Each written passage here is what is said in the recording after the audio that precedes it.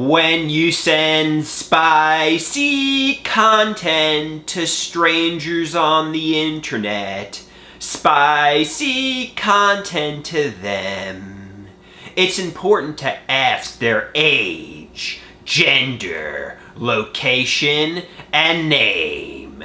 Age, gender, location, and name. Vet them thoroughly. First off, you want to make sure they're of age. You don't want to do anything nefarious and illegal because the consequence of that will be going to prison, and besides, I like women in their 20s and 30s. So when you send spicy content to people on the internet, make sure you get their age. Also, you have to make sure they want to see the spicy content. They're consenting. Don't just send unsolicited spicy content because some people might not want to see the fruits of your body. This is something to keep in mind when you send spicy content to strangers on the internet. Spicy content to them.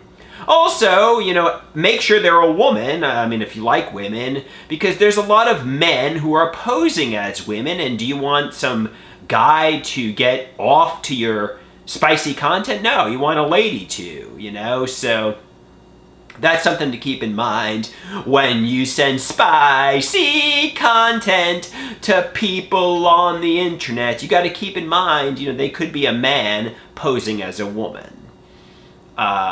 Location, I don't know if you ever have the intention to meet in person, but obviously it's good to know the person's in the USA and lives close to you, and it's good to get a general idea of where they're from. That's something to know when you send spicy content to people on the internet. Spicy content to them.